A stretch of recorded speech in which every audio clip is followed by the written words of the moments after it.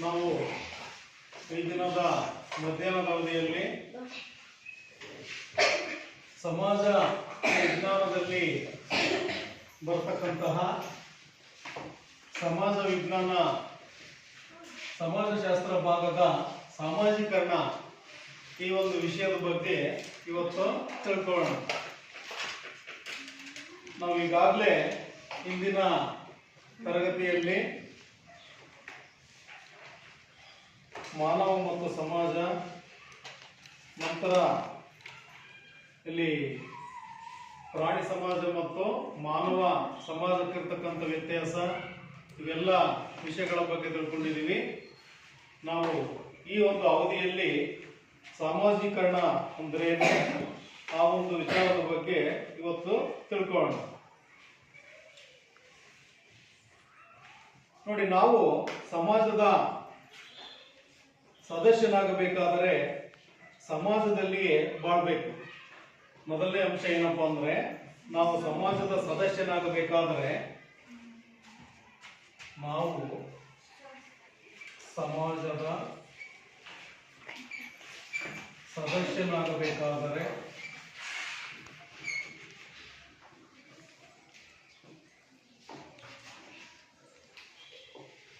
ಸಮಾಜದಲ್ಲಿಯೇ ಬಾಳಬೇಕು.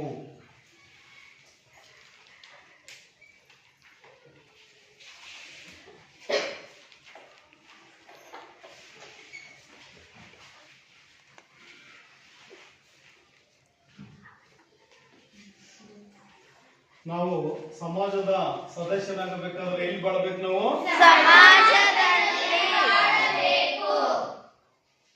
ನೋಡಿ, ಉದಾಹರಣೆ, ಸಮಾಜ ಅಂದ್ರೆ ಅಕ್ಕಪಕ್ಕದವರು, ನೆರೆಹೊರೆಯವರು, ಪರಿಚಯಸ್ಥರು, ಈ ಒಂದು ಸಂಬಂಧ ಹೊಂದಿದಂತಹ ಜಾಗದಲ್ಲಿ ನಾವು ಬಾಳ್ಬೇಕಾಗ್ತದೆ. ನೋಡಿ, ಆಗ ನಾವು ಸಮಾಜದ ಸದಸ್ಯನಾಗಲಿಕ್ಕೆ ಸಾಧ್ಯತೆ ಆಗ್ತದೆ.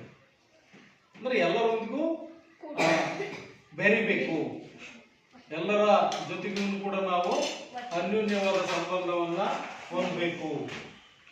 ಆಗ ಮಾತ್ರ ನಾವು ಸಮಾಜದ ಸದಸ್ಯನಾಗಲಿಕ್ಕೆ ಸಾಧ್ಯ ಆಗ್ತದೆ.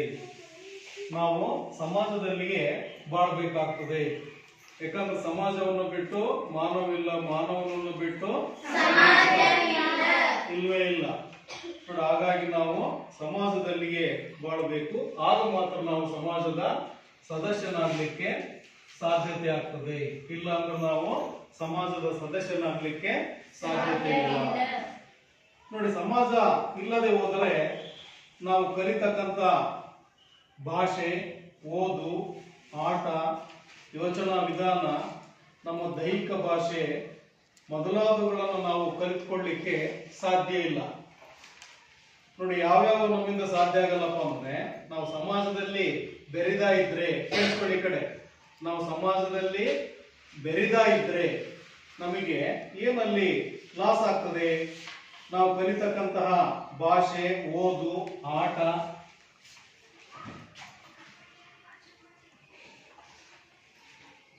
ಭಾಷೆ,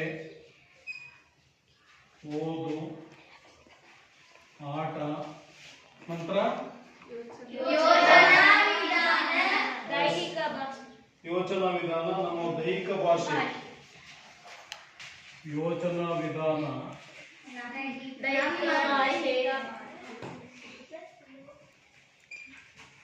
ದೈಹಿಕ ಭಾಷೆ,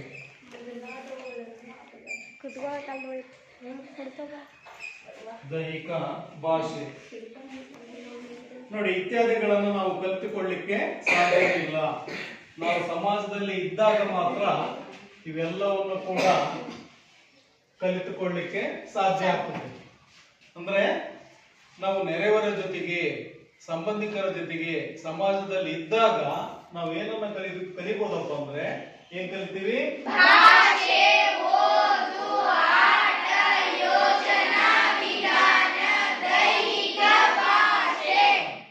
ನೋಡಿ, ಇವೆಲ್ಲವನ್ನು ಕೂಡ ನಾವು ಸಮಾಜದಲ್ಲಿ ಇರೋದ್ರಿಂದ ಕಲ್ತ್ಕೊಳ್ತೀವಿ. ಸಮಾಜದಲ್ಲಿ ಇಲ್ಲಪ್ಪ ಅಂದ್ರೆ ಇವು ಯಾವನ್ನು ಕೂಡ ನಾವು ಕಲಿಲಿಕ್ಕೆ ಆಗೋದಿಲ್ಲ ಅಂತಕ್ಕಂಥ ಅಂಶವನ್ನ ನಾವು ಸ್ಪಷ್ಟವಾಗಿ ತಿಳ್ಕೊಳ್ಬೇಕು ವಿದ್ಯಾರ್ಥಿಗಳೇ. ನೋಡಿ, ನಂತರ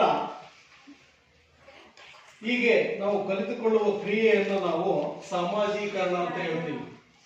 ಹೀಗೆ ಕಲಿತುಕೊಳ್ತಕ್ಕಂಥ ಕ್ರಿಯೆಯನ್ನ ಸಾಮಾಜೀಕರಣ.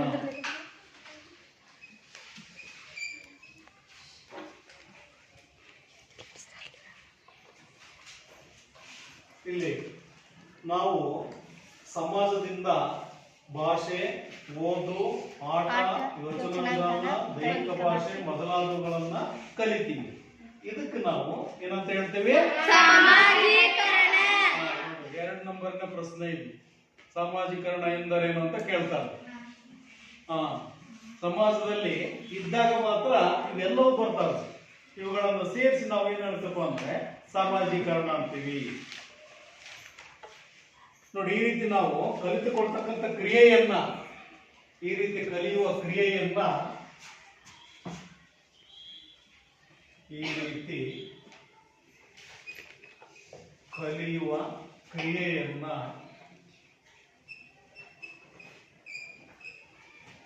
ನಾವು ಸಾಮಾಜೀಕರಣ ಅಂತ ಅಂದ್ಬಿಟ್ಟು ಹೇಳ್ತೀವಿ. ನೋಡಿ, ಸಾಮಾನ್ಯ ಎಲ್ಲರಿಗೂ ಅರ್ಥ ಆಗಿರ್ತೀವಿ ಸಾಮಾಜೀಕರಣ ಅಂದ್ರೆ ಏನು ಅಂತ. ಸಮಾಜದಲ್ಲಿ ನಾವು ಇದ್ದಾಗ ಎಲ್ಲ ಅಂಶಗಳನ್ನು ಕಲ್ತ್ಕೊಳ್ತೀವಿ. ಈ ರೀತಿ ಕಲಿಯುವ ಕ್ರಿಯೆಯನ್ನು ನಾವೇನಂತ ಹೇಳ್ತೀವಪ್ಪ? ಸಾಮಾಜೀಕರಣ ಅಂತ ಅಂದ್ಬಿಟ್ಟು ಹೇಳ್ತೀವಿ. ನೋಡಿ, ನಂತರ ಈ ಸಮಾಜೀಕರಣಕ್ಕೆ ನೆರವಾಗ್ತಕ್ಕಂಥ ಅಂಶಗಳು ಅಂತ. ಸಮಾಜೀಕರಣಕ್ಕೆ ಯಾವ್ಯಾವ ಅಂಶಗಳು ನೆರವಾಗ್ತವೆ? ನೆರವಾಗುವ ಅಂಶಗಳು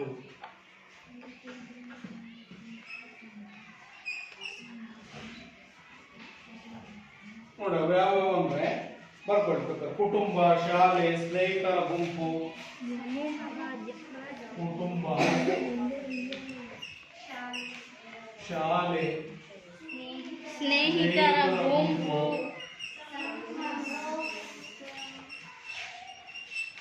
ಸ್ನೇಹಿತರ ಗುಂಪು,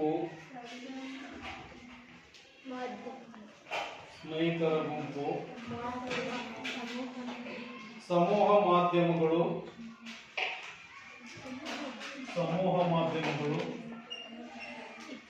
ಇತ್ಯಾದಿ.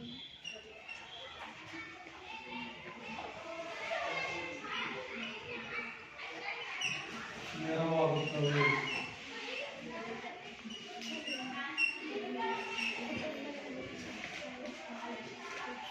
ನೋಡಿ, ಇಲ್ಲೇ ಇದೆ ಉತ್ತರ. ಸಾಮಾಜೀಕರಣಕ್ಕೆ ನೆರವಾಗುವ ಅಂಶಗಳು ಯಾವ್ಯಾವ ಅಂದ್ರೆ ಇವೆಲ್ಲ ಹೇಳ್ಬೇಕು. ಯಾವ್ಯಾವ? ಕುಟುಂಬ, ಶಾಲೆ, ಸ್ನೇಹಿತರ ಗುಂಪು, ಸಮೂಹ ಮಾಧ್ಯಮಗಳು ನೆರವಾಗುತ್ತವೆ. ಸಾಮಾಜೀಕರಣಕ್ಕೆ ನೆರವಾಗತಕ್ಕಂಥ ಅಂಶಗಳು ಯಾವ್ಯಾವ ಅಂದ್ರೆ ಅವನ್ನ ಹೇಳ್ಬೇಕು. ಸಾಮಾಜೀಕರಣ ಅಂದ್ರೆ ಏನಪ್ಪ ಅಂದ್ರೆ ಈ ಉತ್ತರ ಹೇಳ್ಬೇಕು. ಬಹಳ ಸಿಂಪಲ್ ಇದೆ. ನೋಡಿ, ನಂತರ ನಾವೀಗ ವಿಶೇಷವಾಗಿ ಕುಟುಂಬ, ಇದು ಎಲ್ಲರಿಗೂ ಕೂಡ ಗೊತ್ತಿರತಕ್ಕಂಥ ವಿಚಾರಣೆಯ. ಕುಟುಂಬ ಅಂದ್ರೆ ಏನು? ಕುಟುಂಬದ ಮುಖ್ಯಸ್ಥರು ಯಾರು? ಕುಟುಂಬದಿಂದ ನಮಗೆ ಏನೇನು ಅನುಕೂಲತೆ ಇದೆ ಎಲ್ಲರಿಗೂ ಕೂಡ ಗೊತ್ತಾಗುತ್ತಿದೆ. ನೋಡಿ, ಈಗ ನಾವು ಕುಟುಂಬ ನಮಗೆ ಆಹಾರ, ನಂತರ ಪಾಲನೆ ಪೋಷಣೆ, ಶಿಕ್ಷಣ, ರಕ್ಷಣೆ ಮೊದಲಾದವುಗಳನ್ನ ನಮಗೆ ಒದಗಿಸಿಕೊಡ್ತದೆ ಕುಟುಂಬ. ನೋಡಿ, ಕುಟುಂಬ ನಮ್ಗೆ ಏನೇನು ಒದಗಿಸಿಕೊಡ್ತದೆ ಇನ್ನೊಂದ್ಸರಿ ಹೇಳ್ರಿ ನೀವು. ನಮಗೆ ಆಹಾರ, ಪಾಲನೆ, ಪೋಷಣೆ, ಶಿಕ್ಷಣ, ರಕ್ಷಣೆ ನೀಡುತ್ತದೆ. ನೋಡಿ, ನಂತರ ಪೋಷಕರು ತಮ್ಮನ್ನ ಮಾನಸಿಕವಾಗಿ, ದೈಹಿಕವಾಗಿ ಆರೋಗ್ಯವಾಗಿ ಬೆಳೆಯುವಂತೆ ನೋಡಿಕೊಡ್ತಾರೆ. ಪೋಷಕರು ನಮ್ಮ ಬಗ್ಗೆ ಹೆಚ್ಚು ಕಾಳಜಿಯನ್ನು ತಗೊಂತಾರೆ. ಆ ಮೂಲಕ ನಮ್ಮನ್ನು ಮಾನಸಿಕವಾಗಿ ಮತ್ತು ದೈಹಿಕವಾಗಿ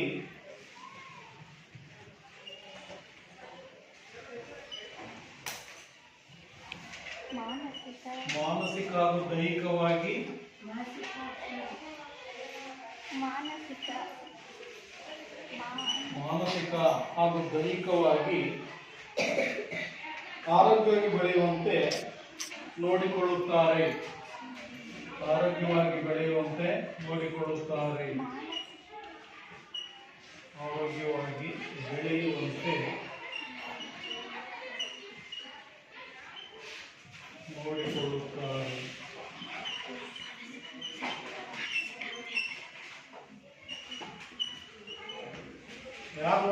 ಇದ್ದಾರೆ? ಪೋಷಕರು. ಕುಟುಂಬದಿಂದ ನಮ್ಗೆ ಏನೇನು ಅನುಕೂಲ ಆಗುತ್ತೆ? ಕುಟುಂಬವು ನಮಗೆ ಆಹಾರ, ಪಾಲನೆ, ಪೋಷಣೆ, ಶಿಕ್ಷಣ, ರಕ್ಷಣೆ ನೀಡುತ್ತದೆ. ಕುಟುಂಬ ನಮ್ಗೆ ಏನೇನು ಒದಗಿಸ್ಕೊಡ್ತದಪ್ಪ? ಆಹಾರ, ಪಾಲನೆ, ಪೋಷಣೆ, ಶಿಕ್ಷಣ, ರಕ್ಷಣೆ ನೀಡುತ್ತದೆ. ಈಗ ಉದಾಹರಣೆ, ನಿಮ್ಮ ಮನೆಯಲ್ಲಿ ನಿಮ್ಮ ತಂದೆ ತಾಯಿ ಇದಾರೆ ತಾನೆ, ಅವರಿಂದ ನಿನಗೆ ಏನೇನು ಲಾಭ ಸಿಗ್ತದೆ, ಏನೇನು ಅವರಿಂದ ನೀನು ಪಡ್ಕೊಳ್ತೀಯ? ನಿನ್ನ ಶಾಲೆ ಕಳಿಸಿರೋರು ಯಾರು? ನಿನ್ನ ಶಾಲೆ ಕಳಿಸಿರೋರು ಯಾರಪ್ಪ? ಅಪ್ಪಾಜಿ, ಅಮ್ಮ. ಆಮೇಲೆ ನಿನ್ನ ಬಗ್ಗೆ ಎಷ್ಟು ಶಾಲೆಗೆ ಯಾತ ಕಳಿಸಿದ್ದಾರೆ? ಶಾಲೆಗೆ ಯಾತ ಕಳಿಸಿದಾರೆ ನಿನ್ನ? ಸರಳ ಪ್ರಶ್ನೆ. ಯಾಕೆ ನಿನಗೆ ಹೇಳು?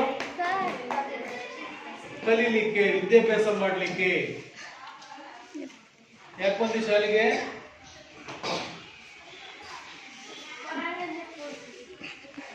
ಅಲ್ಲ, ಶಾಲೆಯಿಂದ ನಿನಗೆ ಏನ್ ಲಾಭ ಆಗ್ತದೆ? ಅಭ್ಯಾಸ ಮಾಡ್ತೀಯ. ಈಗ ಹೇಳಮ್ಮ ನೀನು, ಕುಟುಂಬದಿಂದ ನಮ್ಗೆ ಏನೇನು ಅನುಕೂಲತೆ ಇದೆ? ಆಹಾರ, ಪಾಲನೆ, ಶಿಕ್ಷಣ, ಪೋಷಣೆ, ರಕ್ಷಣೆ ಇತ್ಯಾದಿಗಳನ್ನು ಕುಟುಂಬ ನಮಗೆ ನೀಡುತ್ತದೆ. ನಾವು ನಮ್ಮ ಅಪ್ಪ ಅಮ್ಮ ನಮ್ಮನ್ನು ಶಾಲೆಯಿಂದ ನಮ್ಗೇನು ಲಾಭ ಇದೆ?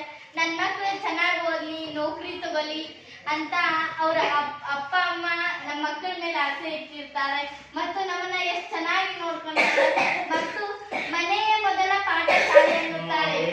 ಮನೆಯೇ ಮೊದಲ ಪಾಠಶಾಲೆ ಅಂದ್ರೆ ನಾವು ಅಲ್ಲಿಂದ ಕಲಿತು ಬಂದಾಗ ನಾವು ಈ ತರ ಪ್ರೌಢ ಹಂತಕ್ಕೆ ಬರ್ಬೋದಾ ಅನ್ನೋದನ್ನ ಕಲಿಸ್ಕೊಡ್ತಾರೆ. ನಮಗ ಪಾಲನೆ ಮಾಡ್ತಾರೆ. ನಾವು ಸಣ್ಣದಿಂದ ದೊಡ್ಡವ್ರು ಆಗ್ಬೇಕಂದ್ರೆ ಎಷ್ಟು ಕಷ್ಟ ಇರ್ತೈತಿ. ಮತ್ತು ನಮ್ಗೆ ಆಹಾರ ನಮಗ ಏನೋ ಒಂದು ಬೇಕಂದ್ರೂ ತಂದೆ ತಾಯಿ ತಂದು ಕೊಡ್ತಾರ. ಶಿಕ್ಷಕರು ನಮಗೆ ಕೊಠಡಿಯಲ್ಲಿ ಪಾಠ ಮಾಡ್ತಾರ. ಅದನ್ನ ನಾವು ತಿಳ್ಕೋಬೇಕು ಅನ್ನೋದನ್ನ ಈ ಕುಟುಂಬ ನಮಗಿಷ್ಟು ತಿಳಿಸ್ಕೊಡೋ ನೆರವಾಗ್ತದೆ.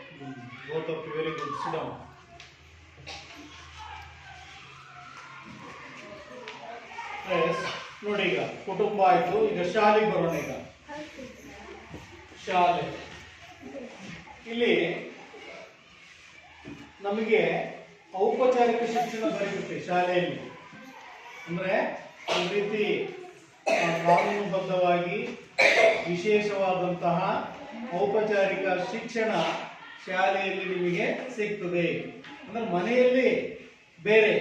ಈಗ ಮನೆಯಲ್ಲಿ ತಂದೆ ತಾಯಿಗಳು ನಿಮ್ಮ ಆರೋಗ್ಯ, ಲಾಲನೆ, ಪಾಲನೆ, ಪೋಷಣೆ, ದೈಹಿಕವಾಗಿ ಮಾನಸಿಕವಾಗಿ ಸಮರ್ಥರಾಗಲಿಕ್ಕೆ, ಆರೋಗ್ಯವಾಗಿರ್ಲಿಕ್ಕೆ ನಿಮ್ಮ ತಂದೆ ತಾಯಿಗಳು ನಿಮ್ಮನ್ನೆಲ್ಲ ನೋಡ್ಕೊಳ್ತಾರೆ. ಇಲ್ಲಿ ಶಾಲೆಯಲ್ಲಿ ನಾವು ಶಿಕ್ಷಣವನ್ನು ನಿಮ್ಗೆ ಹೇಳ್ತೀವಿ. ಚೆನ್ನಾಗಿ ಓದಬೇಕು, ಬರ್ಕೋಬೇಕು, ಶಾಲೆಗೆ ಚೆನ್ನಾಗಿ ಬರಬೇಕು. ನೀವು ಶಾಲೆ ಚೆನ್ನಾಗಿ ಕಲಿತ ನಿಮಗೆ ಮುಂದೆ ನೌಕರಿ ಸಿಗ್ತದೆ. ಇವೆಲ್ಲದನ್ನು ಕೂಡ ಶಾಲೆಯಲ್ಲಿ ಒಳ್ಳೆ ನೀವು ಬುದ್ಧಿವಂತರಾಗಲಿ ಅನ್ನೋದ್ರ ಬಗ್ಗೆ ಶಿಕ್ಷಕರು ನಿಮಗೆ ಪಾಠ ಬೋಧನೆಯನ್ನ ಮಾಡ್ತಾರೆ. ಅಂದ್ರೆ ಔಪಚಾರಿಕ ಶಿಕ್ಷಣ ಶಾಲೆಯಲ್ಲಿ ದೊರೆಯುತ್ತಿದೆ. ಎಂತ ಶಿಕ್ಷಣ ದೊರೆಯುತ್ತಿಲ್ಲಿ? ಔಪಚಾರಿಕ ಶಿಕ್ಷಣ. ಔಪಚಾರಿಕ ಶಿಕ್ಷಣ ಶಾಲೆಯಲ್ಲಿ ದೊರೆಯುತ್ತದೆ. ಹಾಗಾಗಿನೇ ಶಾಲೆಗೆ ಎಲ್ಲರೂ ಕೂಡ ಕಲೀಲಿಕ್ಕೆ ಬರ್ಲಿಕ್ಕೆ ಇಷ್ಟಪಡ್ತಾರೆ. ಯಾಕಂದ್ರೆ ಅವರು ಬುದ್ಧಿವಂತರಾಗಬೇಕಲ್ಲ. ಹಾಗಾಗಿ ಶಾಲೆಯಲ್ಲಿ ಔಪಚಾರಿಕ ಶಿಕ್ಷಣ ಸಿಗ್ತದೆ ಮಕ್ಕಳಿಗೆ. ಜೊತೆಗೆ ಇಲ್ಲಿ ಏನ್ ಲಾಭ ಆಗುತ್ತಪ್ಪ ಅಂದ್ರೆ, ಸ್ನೇಹಿತರ ಗುಂಪಿನಲ್ಲಿ ಇತರರೊಡನೆ ಸಹಕರಿಸಿ ಒಟ್ಟಾಗಿ ಬಾಳೋದನ್ನು ಕೂಡ ನೀವು ಇಲ್ಲಿ ಕಲ್ತ್ಕೊಳ್ತೀರಾ. ಯಾಕಂದ್ರೆ ಒಳ್ಳೊಳ್ಳೆ ಫ್ರೆಂಡ್ಸ್ಗಳು ಪರಿಚಯ ಆಗ್ತಾರೆ. ನೀವೆಲ್ಲರೂ ಕೂಡ ಚೆನ್ನಾಗಿ ಅನ್ಯೂನ್ಯವಾಗಿ ಇರೋದನ್ನ ಇಲ್ಲಿ ಶಾಲೆಯಿಂದ ನೀವು ಕಲ್ತ್ಕೊಳ್ಬಹುದು. ಫ್ರೆಂಡ್ಶಿಪ್ ಕೂಡ ಮಾಡ್ಕೊಳ್ಬಹುದು. ಅನ್ಯೂನ್ಯವಾಗಿ ಎಲ್ಲರ ಜೊತೆಗೂ ಕೂಡ ಬೆರಿಬಹುದು. ಮನೆಯಲ್ಲಿ ಹಿಂಗ್ ಸಿಗೋದಿಲ್ಲ ನೋಡಿ. ಇಲ್ಲಿ ಎಲ್ಲರೂ ಕೂಡ ಅನ್ಯೂನ್ಯವಾಗಿದ್ದೀರಾ. ಎಲ್ಲ ಚೆನ್ನಾಗಿ ಅಕ್ಕ ತಂಗಿರೋ, ಅಣ್ಣ ತಮ್ಮಂದಿರಾಗಿ ನೀವು ಇಲ್ಲಿ ಇದ್ದೀರಾ. ಶಾಲೆ ಈ ಒಂದು ವಾತಾವರಣವನ್ನು ನಿಮಗೆ ಕಲ್ಪಿಸಿಕೊಡ್ತದೆ. ನಂತರ ಸಮೂಹ ಮಾಧ್ಯಮಗಳು ನಮಗೆ ಹೊರ ಜಗತ್ತಿನ ತಿಳುವಳಿಕೆಯನ್ನ ಕೊಡ್ತಾವೆ. ಸಮೂಹ ಮಾಧ್ಯಮಗಳು ನಮಗೆ ಹೊರ ಜಗತ್ತಿನ ಬಗ್ಗೆ ತಿಳುವಳಿಕೆ.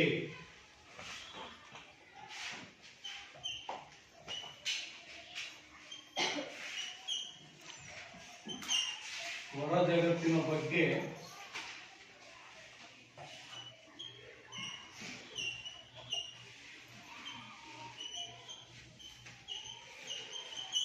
ತಿಳುವಳಿಕೆಯನ್ನ ಕೊಡುತ್ತವೆ. ಶಾಲೆ ಏನಪ್ಪಾ ಅಂದ್ರೆ ಫ್ರೆಂಡ್ಶಿಪ್ ಮಾಡ್ಕೊಳ್ಳೋದು, ಅನ್ಯೋನ್ಯವಾಗಿ ಬೆರೆಯೋದು, ಅಣ್ಣ ತಮ್ಮಂದಿರು ಅಕ್ಕ ತಂಗಿರು ಎಲ್ಲ ಒಟ್ಟಾಗಿ ಬಾಳೋದನ್ನ ಕಲ್ತ್ಕೊಡ್ತದೆ. ಮತ್ತೆ ಈ ಸಮೂಹ ಮಾಧ್ಯಮಗಳು ನಮಗೆ ಜಗತ್ತಿನ ಬಗ್ಗೆ ತಿಳುವಳಿಕೆಯನ್ನ ಕೊಡ್ತದೆ. ಸಮೂಹ ಮಾಧ್ಯಮಗಳು ಅಂದ್ರೆ ಅವು ಟಿವಿ, ರೇಡಿಯೋ, ಮೊಬೈಲ್ ಇತ್ಯಾದಿ. ನೋಡಿ ಅಲ್ಲಿ ಕುತ್ಕೊಳ್ಳೋದು, ವೆರಿ ಗುಡ್. ಇಲ್ಲಿ ಟಿವಿ, ವರ್ತಮಾನ ಪತ್ರಿಕೆ, ರೇಡಿಯೋ ಇವೆಲ್ಲವೂ ಕೂಡ ನಮಗೆ ಹೊರ ಜಗತ್ತಿನ ವಿಷಯಗಳನ್ನು ತಿಳಿಸ್ಕೊಡ್ತದೆ. ಈಗ ಉದಾಹರಣೆ ಪೇಪರ್, ಇಡೀ ಎಲ್ಲ ಜಗತ್ತಿನಲ್ಲಿ ಏನೇನಾಯ್ತು ಅದೆಲ್ಲ ನಾವು ಪೇಪರ್ನಲ್ಲಿ ಓದ್ಬೋದು, ಟಿವಿಯಲ್ಲಿ ನೋಡ್ಬೋದು, ಮೊಬೈಲಲ್ಲಿ ನೋಡ್ಬೋದು. ಇವು ನಮಗೆ ಹೊರ ಜಗತ್ತಿನ ಬಗ್ಗೆ ತಿಳುವಳಿಕೆಯನ್ನ, ಮಾಹಿತಿಯನ್ನ ಯಾವಾಗಲೂ ಕಲ್ಪಿಸಿಕೊಡ್ತವೆ? ಸಮೂಹ ಮಾಧ್ಯಮಗಳು. ಸಮೂಹ ಮಾಧ್ಯಮಗಳು. ಶಾಲೆ ನಮ್ಗೆ ಏನ್ ಕಲಿಸ್ಕೊಡ್ತದೆ? ಔಪಚಾರಿಕ ಶಿಕ್ಷಣ.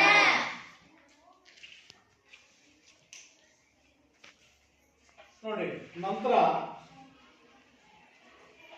ಈ ರೀತಿ ನಾವು ಹೊರ ಜಗತ್ತಿನ ತಿಳುವಳಿಕೆಯನ್ನು ಸಮೂಹ ಮಾಧ್ಯಮಗಳು ನೀಡ್ತವೆ. ಅದಕ್ಕೆ ಹೊಂದಿಕೊಂಡು ಹೋಗಲು ಅವುಗಳು ನಮಗೆ ನೆರವಾಗ್ತವೆ. ಜಗತ್ತಿನಲ್ಲಿ ನಾವು ಹೆಂಗೆ ಬದುಕಬೇಕು, ಬಾಳ್ಬೇಕು, ಹೆಂಗೆ ಹೊಂದ್ಕೊಂಡು ಹೋಗ್ಬೇಕು ಅನ್ನೋದನ್ನ ನಮಗೆ ಸಮೂಹ ಮಾಧ್ಯಮಗಳು ತಿಳಿಸ್ಕೊಡ್ತವೆ. ಇದರಿಂದಾಗಿ ನಾವು ಯಶಸ್ವಿಯಾಗಿ ಬಾಳಲು ಸಾಧ್ಯವಾಗುತ್ತದೆ.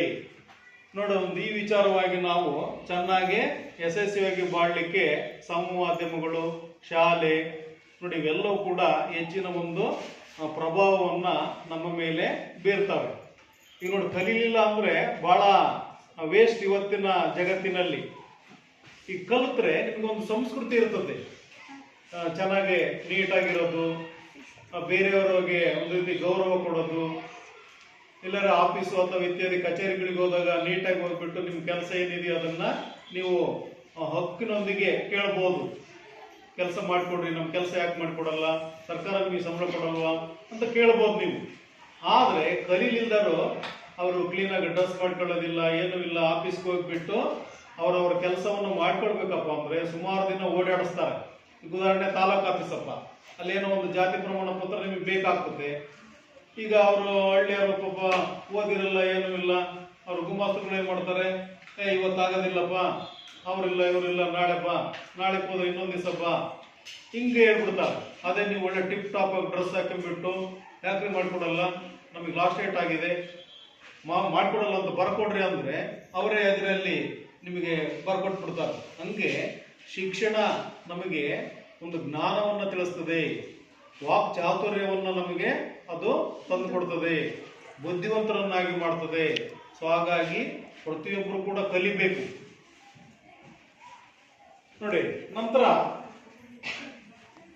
ಈ ಸಾಮಾಜಿಕ ಪರಿಸರ ಅಂತ ನೆಕ್ಸ್ಟ್ ಪಾಯಿಂಟ್ ನಾವು ನೋಡೋಣ. ನಾವು ಸಾಮಾಜಿಕ ಪರಿಸರ, ಸಾಮಾಜಿಕ ಪರಿಸರ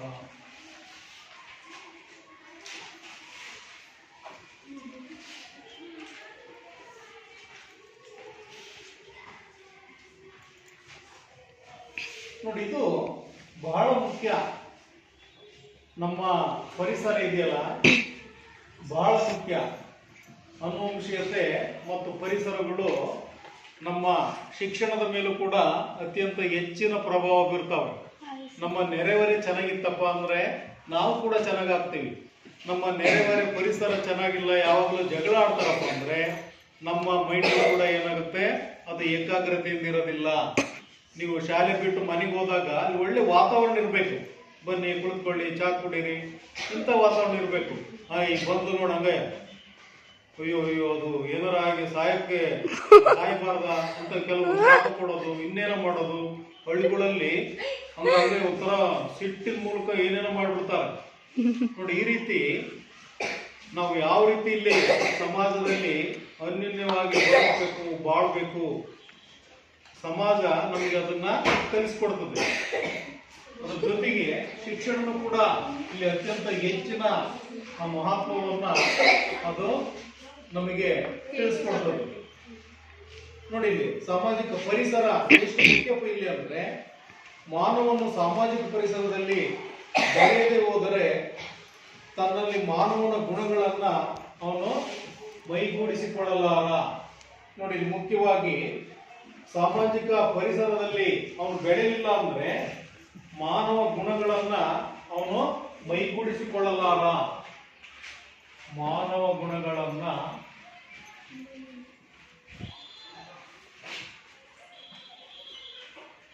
ಮಾನವ ಗುಣಗಳು ಅವನಿಗೆ ಬರೋದಿಲ್ಲ.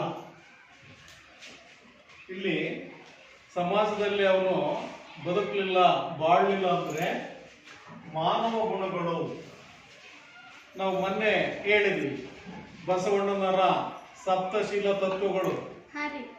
ಹಂಗೆ ಇಲ್ಲಿ ಮಾನವ ಗುಣಗಳು ಬರೋದಿಲ್ಲ. ಸಮಾಜದಲ್ಲಿ ಅವನು ಬೆರೆಯಲಿಲ್ಲ, ಸಮಾಜದಲ್ಲಿ ಅವನು ಹೊಂದ್ಕೊಂಡು ಹೋಗ್ಲಿಲ್ಲ ಅಂದ್ರೆ ಮಾನವನ ಗುಣಗಳು ಬರೋದಿಲ್ಲ, ಮಾನವೀಯ ಮೌಲ್ಯಗಳು ಬರೋದಿಲ್ಲ. ಅನುಕಂಪ, ಪ್ರೀತಿ, ವಾತ್ಸಲ್ಯ, ದಯೆ, ಕರುಣೆ ಇವೇನು ಗೊತ್ತಾಗೋದಿಲ್ಲ ನೋಡಿ. ಹಾಗಾಗಿ ಮಾನವನು ಸಮಾಜದ ಪರಿಸರದಲ್ಲಿ ಅವನು ಬೆಳಿಲೇಬೇಕು. ಬೆಳಿಲಿಲ್ಲ ಅಂದ್ರೆ ಮಾನವೀಯ ಗುಣಗಳನ್ನು ಅವನು ಕಲ್ತ್ಕೊಳ್ಳಿಕ್ ಸಾಧ್ಯ ಇಲ್ಲ. ನೋಡಿ, ಸಮಾಜ ಮತ್ತು ಸಮೂಹದ ಹೊರತಾಗಿ ವಾಸಿಸುವನು ಸಮಾಜೀಕರಣಕ್ಕೆ ಒಳಗಾಗೋದಿಲ್ಲ. ಅವನು ಸಮಾಜ ಮತ್ತು ಸಮೂಹವನ್ನು ಬಿಟ್ಟು ಯಾರು ವಾಸ ಮಾಡ್ತಾರೋ ಅವನು ಸಮಾಜೀಕರಣಕ್ಕೆ ಒಳಗಾಗೋದಿಲ್ಲ. ಸಮಾಜ ಮತ್ತು ಸಮೂಹವನ್ನು ಹೊರತುಪಡಿಸಿದರೆ ಸಮಾಜ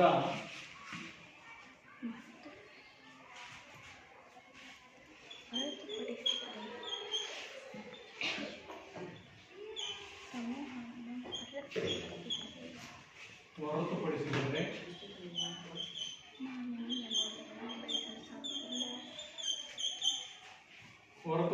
ಏನಾಗುತ್ತಪ್ಪ ಅಂದ್ರೆ ಸಮಾಜೀಕರಣಕ್ಕೆ ಅವನು ಒಳಗಾಗುವುದಿಲ್ಲ.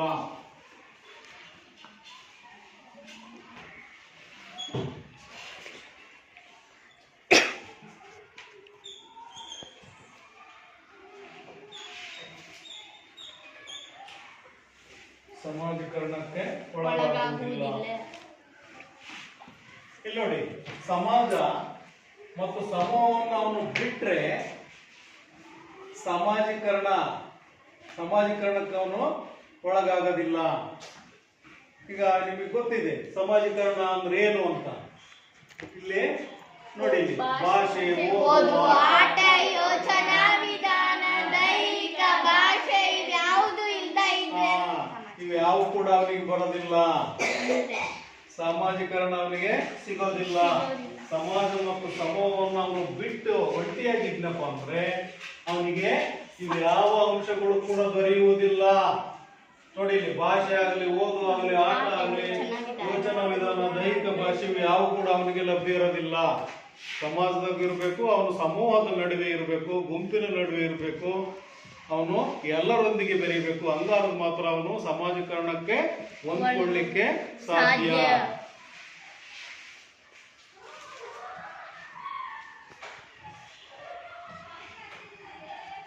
ನೋಡಿ, ಹೆಂಗಪ್ಪ ಇದು ಅಂದ್ರೆ ಈ ಒಂದು ಹೇಳಿಕೆಯನ್ನು ನಾವು ಸಮರ್ಥನೆ ಮಾಡಿಕೊಳ್ಳಿಕ್ಕೆ ಒಂದು ಉದಾಹರಣೆಯನ್ನ ಸಮಾಜಶಾಸ್ತ್ರಜ್ಞರು ಕೊಡ್ತಾರೆ. ಏನ್ ಉದಾಹರಣೆ ಅಂದ್ರೆ 1920ರಲ್ಲಿ ಮಿಡ್ನಾಪುರದಲ್ಲಿ ಸಿಕ್ಕ ಕಮಲೆ ಅಂತಕ್ಕಂತ ಒಬ್ಬ ಹುಡುಗಿ ಎಷ್ಟನೇ ಇಸ್ವಿಯಲ್ಲಿ, 1920, ಯಾವ ಊರಿನಲ್ಲಿ,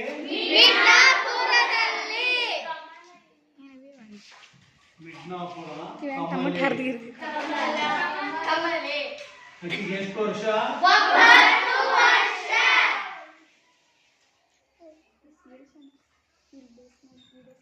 9 ವರ್ಷದ ಹುಡುಗಿ.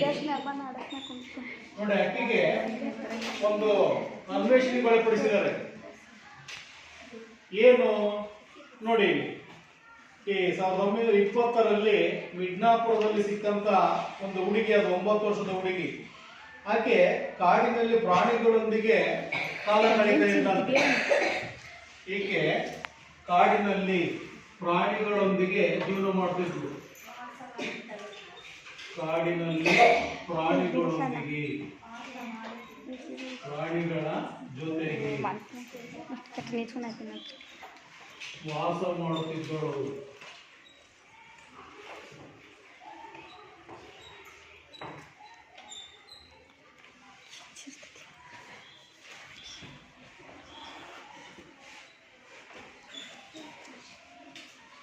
ನೋಡಿ, ವಾಸ ಮಾಡಿದಾಗ ಏನು ತಿಳ್ಕೊಂಡ್ಲಪ್ಪ, ಆಕೆಗೆ ಏನು ಅನುಭವ ಆಯ್ತು ಅಂತಂದ್ರೆ, ನೋಡಿ ಅಲ್ಲಿ ಹಸಿ ಮಾಂಸವನ್ನು ತಿಂತಾ ಇದ್ದು ಪಶುಗಳಂತೆ 4 ಕಾಲಗಳಲ್ಲಿ ನಡೆಯೋದನ್ನ ಕಲ್ತ್ಕೊಂಡು. ಆಮೇಲೆ ಎಂತ ಆಹಾರವನ್ನು ತಿಂತಿದ್ಲಮ್ಮ? ಕಮಲೆ ವಿಜ್ಞಾಪುರದಲ್ಲಿ ಸಿಕ್ಕಂತ ಕಮಲೆ ಎಷ್ಟು ವರ್ಷದಳು? 9 ವರ್ಷದ. ಆಕೆ ಪ್ರಾಣಿಗಳ ಜೊತೆಗೆ ಇರ್ತಕ್ಕಂಥ ಸಂದರ್ಭದಲ್ಲಿ ಎಂತ ಮಾಂಸವನ್ನು ತಿಂತಾ ಇದ್ಲು?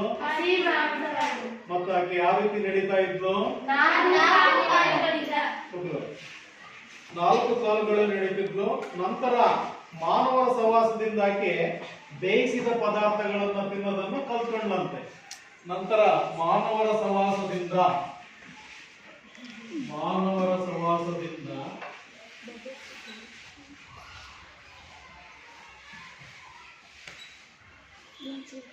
ಬೇಯಿಸಿದ ಪದಾರ್ಥವನ್ನ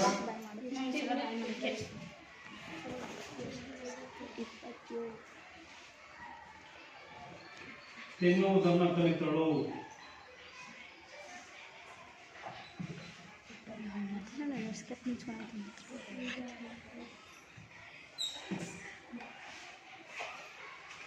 ಈಗ ಪ್ರಾಣಿಗಳ ಜೊತೆಗಿದ್ದಾಗ ಆಕೆಗೆ ಏನೇನು ಗೊತ್ತಿರ್ಲಿಲ್ಲ, ಒಂಥರ ಮುಗ್ಧೆ ಆಗಿದ್ಲು. ಆಕೆ ಏನ್ ಮಾಡ್ತಾ ಇದ್ಲು? ಹಸಿ ಮಾಂಸವನ್ನು ತಿಂತಿದ್ಲು. 4 ಕಾಲಗಳಲ್ಲಿ ಪ್ರಾಣಿಗಳು ಹೆಂಗ್ ಓಡಾಡ್ತಾವೋ ಆ ರೀತಿ ಓಡಾಡ್ತಾ ಇದ್ಲು. ಅದೇ ರೀತಿ ಮಾನವರ ಸಂಪರ್ಕದಿಂದ ಆಕೆ ಬೇಯಿಸಿದ ಪದಾರ್ಥವನ್ನು ತಿನ್ಲಿಕ್ಕೆ ಕಲ್ತ್ಕೊಂಡಳು. ನೋಡಿ ಅಲ್ಲಿ ಆಕೆ ಹೆಂಗೆ ಚೇಂಜಸ್ ಆದ್ಲು, ಬದಲಾವಣೆ ಹೊಂದಿದ್ಲು ಅನ್ನೋದನ್ನ ನೀವು ಕರೆಕ್ಟ್ ಆಗಿ ತಿಳ್ಕೊಳ್ಬೇಕು. ಇದು ಸಮಾಜಶಾಸ್ತ್ರಜ್ಞರು ಉದಾಹರಣೆ ಮೂಲಕ ಇದನ್ನ ಸಮರ್ಥನೆ ಮಾಡಿದ್ದಾರೆ. ಇಲ್ಲಿ ಮಾನವರ ಜೊತೆಗೆ ಇದ್ರೆ ಹೆಂಗಾಗ್ತದೆ, ಪ್ರಾಣಿಗಳ ಜೊತೆಗೆ ಇದ್ರೆ ಹೆಂಗಾಗ್ತದೆ ಅನ್ನೋದಕ್ಕೆ ಸಂಬಂಧಪಟ್ಟ ಹಾಗೆ ಇದು ನೈಜವಾದಂತಹ ಉದಾಹರಣೆ.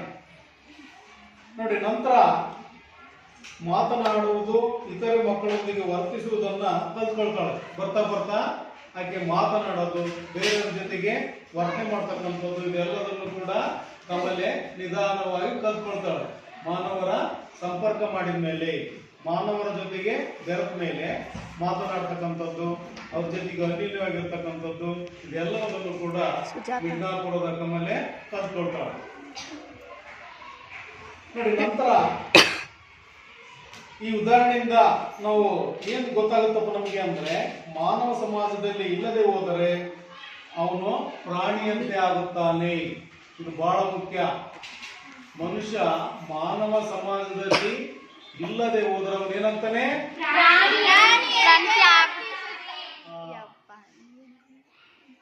ನೋಡಿ, ಅಲ್ಲಿ ಮಾನವರ ಜೊತೆಗೆ ಅವನು ಇರಲಿಲ್ಲಪ್ಪ ಅಂದ್ರೆ ಅವನು ಪ್ರಾಣಿ ಅಂತ ಆಗಿಬಿಡ್ತಾನೆ. ಇದು ನಾವು ಅಂತಿಮವಾಗಿ ತಿಳ್ಕೊಳ್ಬೇಕು. ಮಾನವ ಸಮಾಜದಲ್ಲಿ ಇಲ್ಲದೆ ಹೋದರೆ ಅವನು ಪ್ರಾಣಿಯಂತೆ ಆಗುತ್ತಾನೆ. ಮಾನವ ಸಮಾಜದಲ್ಲಿ ಅವನು ಇಲ್ಲ ಅಂದ್ರೆ ಪ್ರಾಣಿಯಂತೆ ಆಗುತ್ತಾನೆ. ಯಾಕಂದ್ರೆ ಪ್ರಾಣಿಗೆ ಮಾತನಾಡಕ್ಕೂ ಬರೋದಿಲ್ಲ, ಅಂದ್ರೆ ನಮ್ಮಂಗೆ ಆಟ ಆಡಕ್ಕೂ ಬರೋದಿಲ್ಲ, ನಮ್ಮಂಗೆ ದೇಹಕ್ಕೂ ಬರೋದಿಲ್ಲ. ಈ ರೀತಿ ನಾವ್ ಹೆಂಗಪ್ಪ ಅಂದ್ರೆ ಪ್ರಾಣಿಗಳ ಜೊತೆಗಿದ್ದಾಗ ಯಾವ ರೀತಿ ಇದ್ದು ಕಮಲ, ಅದೇ ರೀತಿ ಮಾನವರ ಜೊತೆಗಿದ್ದಾಗ ಹೆಂಗೆ ಚೇಂಜಸ್ ಆದ್ವು. ನೋಡಿ, ಇದನ್ನ ಅನೇಕ ಪ್ರಯೋಗಗಳ ಮೂಲಕ ಸಮಾಜಶಾಸ್ತ್ರಜ್ಞರು ಸಮರ್ಥನೆಯನ್ನ ಮಾಡಿಕೊಂಡಿದ್ದಾರೆ. ಇಲ್ಲಿ ಮನುಷ್ಯರ ಜೊತೆಗಿದ್ದಾಗ ಏನು ಕಲಿಬಹುದು, ಪ್ರಾಣಿಗಳ ಜೊತೆ ಇದ್ದಾಗ ಏನು ಕಲಿಬಹುದು, ಬಹಳ ಸಿಂಪಲ್ ಇದೆ. 1920ನೇ ಇಸ್ವಿಯಲ್ಲಿ ಮಿಡ್ನಾಪುರದಲ್ಲಿ ಸಿಕ್ಕಂತಹ ಕಮಲೆ, ಆಕೆಗೆ 9 ವರ್ಷ ಆಗಿರ್ತದೆ. ಕಾಡಿನಲ್ಲಿ ಆಕೆ ಜೀವನ ಮಾಡಿದಾಗ ಅಲ್ಲಿ ಪ್ರಾಣಿಗಳ ಜೊತೆಗೆ ಆಕೆ ಇದ್ಬಿಟ್ಟು ಹಸಿ ಮಾಂಸವನ್ನು ತಿಂತಾ ಇದ್ಲು. ನಂತರ ಪ್ರಾಣಿಗಳಂತೆ ವರ್ತನೆ ಮಾಡ್ತಾ ಇದ್ಲು. ಪ್ರಾಣಿಗಳ ಹೆಂಗ್ 4 ಕಾಲದಲ್ಲಿ ನಡೀತಾವೋ ಹಂಗ್ ನಡೀತಾ ಇದ್ಲು. ಸಮಾಜದಲ್ಲಿ ನಾವು ಬೆರಲಿಲ್ಲ ಅಂದ್ರೆ ಮಾನವನು ಕೂಡ ಪ್ರಾಣಿಯಂತೆ ಆಗ್ತಾನೆ ಅಂತಕ್ಕಂಥ ವಿಷಯವನ್ನು ನಾವು ಅಂತಿಮವಾಗಿ ತಿಳ್ಕೊಳ್ಬೇಕು. ನೋಡಿ, ಇದಿಷ್ಟು ಇವತ್ತಿನ ಪಾಠದ ಹೆಡ್ಲೈನ್. ಒಂದು ಸಾಮಾಜಿಕ, ಒಂದು ಸಾಮಾಜಿಕ ಪರಿಸರ. ಅಂದ್ರೆ ಇವುಗಳ ಬಗ್ಗೆ ಪ್ರಶ್ನೆ ಕೇಳ್ಬೋದಲ್ಲ ಈಗ? ನೋಡೋಣ ಈಗ ಹೆಂಗೆ ಉತ್ತರ ಹೇಳ್ತೀರ ಅನ್ನೋದು ಗೊತ್ತಾಗ್ತದೆ ಈಗ.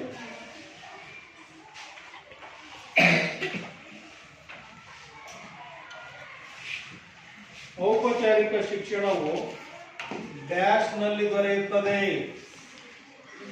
ಔಪಚಾರಿಕ ಶಿಕ್ಷಣವು ಡ್ಯಾಶ್ ನಲ್ಲಿ ದೊರೆಯುತ್ತದೆ. ಹಾ ನೋಡಿ, ಸದ್ಯ ಹೇಳಿದಲ್ಲ, ವೆರಿ ಗುಡ್. ಔಪಚಾರಿಕ ಶಿಕ್ಷಣ ಎಲ್ಲಿ ಸಿಗುತ್ತಪ್ಪ? ಶಾಲೆಯಲ್ಲಿ. ನೆಕ್ಸ್ಟ್ ಮುಂದಿನ ಪ್ರಶ್ನೆ, ಸಾಮಾಜೀಕರಣ ಎಂದರೇನು?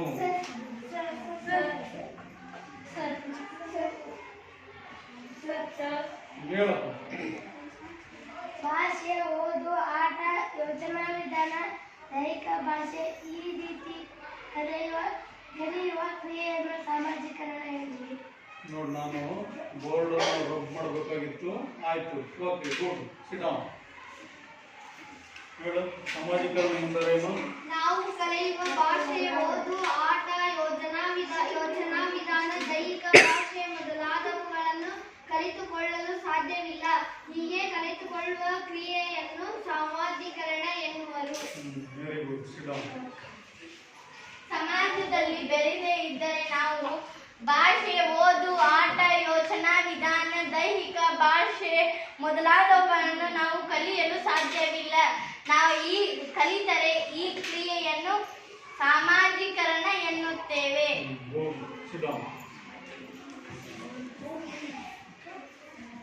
ಸಾಮಾಜೀಕರಣಕ್ಕೆ ನೆರವಾಗ್ತಕ್ಕಂಥ ಅಂಶಗಳನ್ನು ಯಾರು ಹೇಳ್ತೀರಾ? ಸಾಮಾಜೀಕರಣಕ್ಕೆ ನೆರವಾಗುವ ಅಂಶಗಳು ಉಳಿದ ಬಾಯ್ಸು. ಸಮಾಜೀಕರಣಕ್ಕೆ ನೆರವಾಗುವ ಅಂಶಗಳು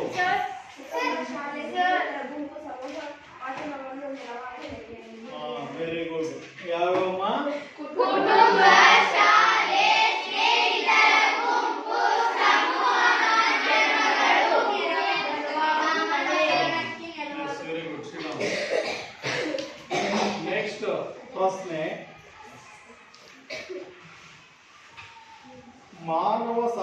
ಮಾನವ ಸಾಮಾಜಿಕ ಪರಿಸರದಲ್ಲಿ ಬೆಳೆಯದೆ ಹೋದರೆ ಏನಾಗುತ್ತಾನೆ? ಮಾನವ ಸಾಮಾಜಿಕ ಪರಿಸರದಲ್ಲಿ ಬೆಳೆಯದೆ ಹೋದರೆ ಏನಾಗುತ್ತಾನೆ?